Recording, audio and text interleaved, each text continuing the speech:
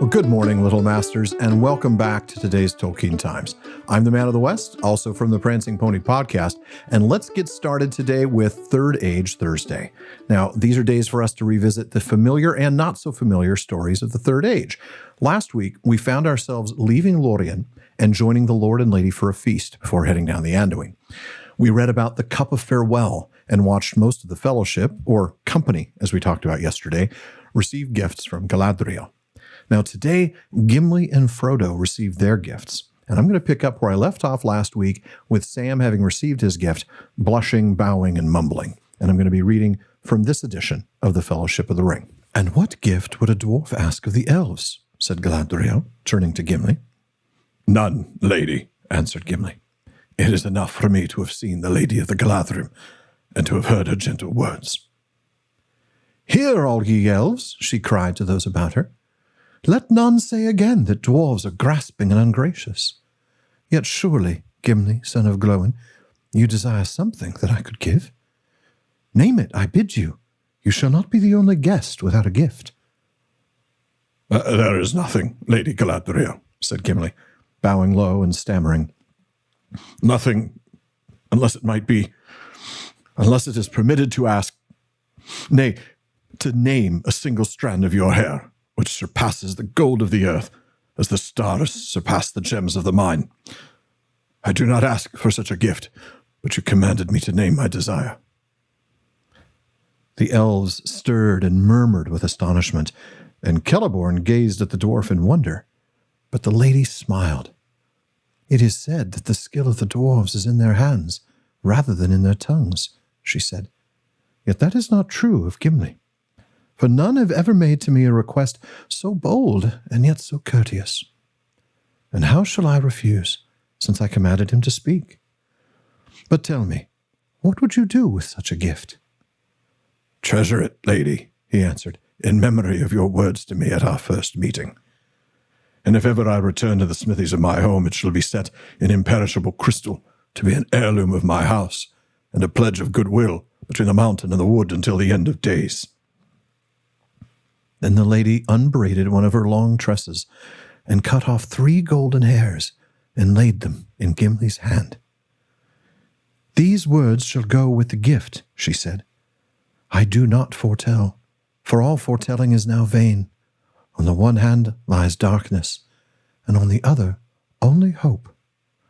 But if hope should not fail, then I say to you, Gimli, son of Glóin, that your hands shall flow with gold, and yet over you gold shall have no dominion."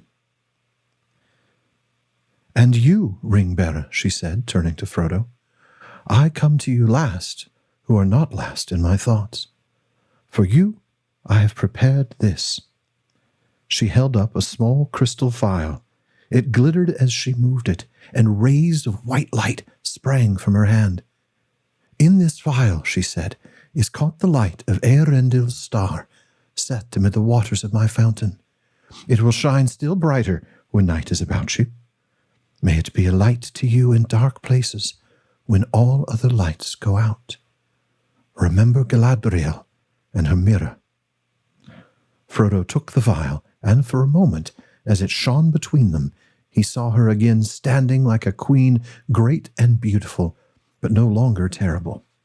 He bowed, but found no words to say. Oh, there are so many things to talk about here, but I'm already running a bit long. To think I was originally planning on going on and reading Galadriel's Lament today. That'll have to wait for next week. Let's start with Gimli's gift. Did you find it interesting that Galadriel had no gift prepared for him? Even Merry and Pippin were given belts of silver and Boromir a belt of gold. Didn't she have some similarly generic stocking stuffer to give to Gimli? Maybe a gift card, homemade cookies, I don't know, old fruitcake. My hunch is that she knew what he would ask. She'd read his mind, and we'll talk about Osanwe some other time, but she wanted him to ask aloud, both for his own sake and for the sake of the elves. This isn't just a gift for Gimli to treasure. It's an eternal pledge of goodwill. It's a huge step towards restoring the friendship of the elves and the dwarves, at least specifically of the Noldorin elves and the dwarves of Moria, or the ones who were originally in Moria. So they need to hear it as well. But of course, there's more than that. The gift itself calls back to a moment in Unfinished Tales where we read this about Galadriel, that even among the Eldar she was accounted beautiful, and her hair was held a marvel unmatched. It was golden, like the hair of her father and of her foremother Indis, but richer and more radiant, for its gold was touched by some memory of the star-like silver of her mother. And the Eldar said that the light of the two trees, Laurelin and Telperion, had been snared in her tresses. Many thought that this saying first gave to Fëanor the thought of imprisoning and blending the light of the trees that later took shape in his hands as the Silmarils. For Fëanor beheld the hair of Galadriel with wonder and delight. He begged 3 times for a tress, but Galadriel would not give him even one hair.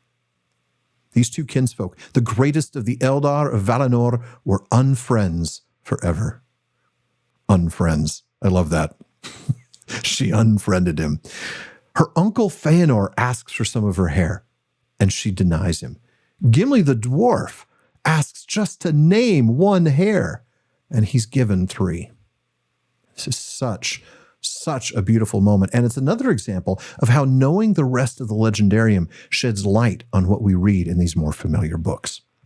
But then there's Frodo's gift, a phial or vial for us American readers with the letter V, containing the light of Eärendil.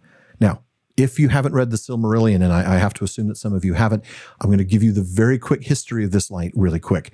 The light of the two trees, which we read about in the very first Silmarillion Saturday, is imprisoned by Fëanor in the Silmarils, which are stolen by Morgoth. Beren and Luthien reclaim one of them, and it passes down to their son Dior, to his daughter Elwing, who then marries Eärendil. Carrying that light, Eärendil, who represents both elves and men as the son of the man Tuor and the elf princess Idril, gets it to Valinor and successfully gets the help that Middle-earth needs to defeat Morgoth. Now, his prize for this is to be set in the ship in the sky as the Morning Star, carrying the Silmaril on his brow. He's essentially the planet Venus. The light from that Silmaril is what is set amid the waters of Galadriel's fountain and now lives in this vial. Now, Verlin Flieger has something to say about this that I want to share. She says the vial is a parallel to Frodo in terms of light, specifically that it has been divided as Frodo has been divided, broken down just as he is gradually broken down. She goes on to say that for the rest of his journey, Frodo will carry the light with him, finding his way in dark places when all other lights go out, by the last splinter of the true light. I also love her argument that the vial is essentially the anti-ring. The ring is the cause of Frodo's journey, so the vial is the beacon to light his way. As Galadriel's gift to him, it matches the ring, which is often described as a present. As light, it balances the ring's darkness, and while the ring is designed to be worn and thus encircles or contains its wearer, the vial is carried in the hand, contained within its bearer. Oh, I really, really like that. Folks, if you have not read any of Dr. Flieger's works, please fix that ASAP and listen to her appearance on episode 178 of the Prancing Pony podcast. Now, that wraps it up for this week's Third Age Thursday. If there is a bit of the story you'd like me to read and chat about, let me know by emailing barliman@theprancingponypodcast. And if these few minutes leave you wanting more Tolkien content, be sure to check out the Prancing Pony podcast, where we've spent 7 years so far walking through the books, almost 6 years in the Third Age alone, and having a nice chat at the pub about our favorite author. Folks, join me again tomorrow on today's Tolkien Times as I welcome another special guest for Fandom Friday. Please like and subscribe on YouTube and follow or subscribe on your podcast apps to make sure each episode gets downloaded to your device. Follow @Tolkien Times on YouTube, Instagram, Twitter, and TikTok. And as Faramir says, go with the goodwill of all good men.